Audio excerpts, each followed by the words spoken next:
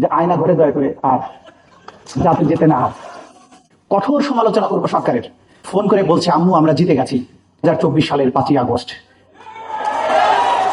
Generation কে রুখবে? এদেরকে রুখার কেউ নাই। আমরা যারা বাংলাদেশের প্রজন্ম, অর্থাৎ স্বাধীন বাংলাদেশে যাদের জন্ম, তাদের জীবনে আনন্দময় ঘটনা কিন্তু খুব কমই ঘটেছে। কিন্তু আমি মনে করি আমাদের এক জন্মের সবচাইতে আনন্দময় ঘটনা হচ্ছে 2024 সালের 5ই আগস্ট। আমরা যারা ঢাকা শহরে সেই দিনের দৃশ্যগুলো দেখেছি, এই দৃশ্য আমি নিজে যখন রাজপথে থেকেছি আমার দু চোখ দিয়ে পানি ঝরছিল অবিরত। আমি দেখছিলাম আমাদের তরুণেরা, কিশোরেরা ফোন করে বলছে আম্মু আমরা জিতে গেছি। এরপরে তারা কাদা পানির মধ্যে, বৃষ্টির মধ্যে কেউ কেউ সিজদায় চলে যাচ্ছে। এই যে অভূতপূর্ব দৃশ্য, একটি জাতির বিজয়। আমরা 71 সালের বিজয় দেখিনি, 47 দেখিনি, অন্যান্য বিজয় দেখিনি, কিন্তু 2024-এর এই বিজয় আমাদের এক জন্মের জন্য সার্থক একটা দিন। এবং এই বিজয় যারা দেখেছি, বাকি জীবন আমাদেরকে আল্লাহ তাআলা শুকরিয়া আদায় করতে করতেই কাটতে হবে। শুধু মণ্ডলী, আমি খুব সংক্ষেপে কথা বলতে হবে যেহেতু অনেক সিনিয়র নেতারা এখানে আছেন। আমি শুধু কয়েকটা কথা বলবো। যে পরিবেশ বাংলাদেশে তৈরি হয়েছে এটা আমরা আগে কল্পনা করতে পারতাম না। জুলাই বিপ্লব আমাদেরকে সেই সুযোগটা এনে দিয়েছে। আমরা তো সবাই একসাথেই থাকার কথা ছিল, যারা ডক্টর মঈন খান সাহেব আছেন, মিজান ভাইরা আছেন, আমরা তো একসাথেই থাকার কথা ছিল, একসাথেই আছি।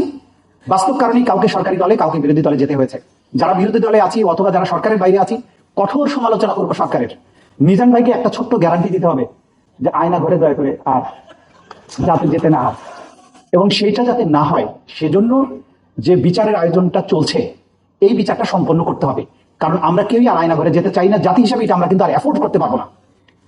আর আরেকজন জুলাই শহীদের বাবা এখানে বক্তৃতা দিয়েছেন।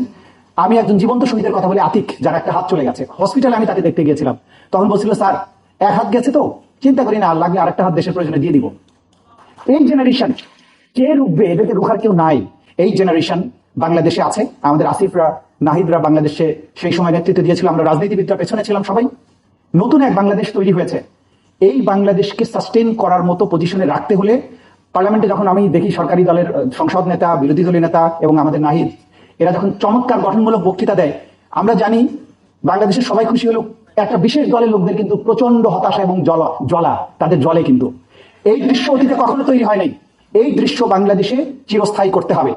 এই বাংলাদেশকে এই জায়গা থেকে আর হারাতে দেওয়া যাবে না।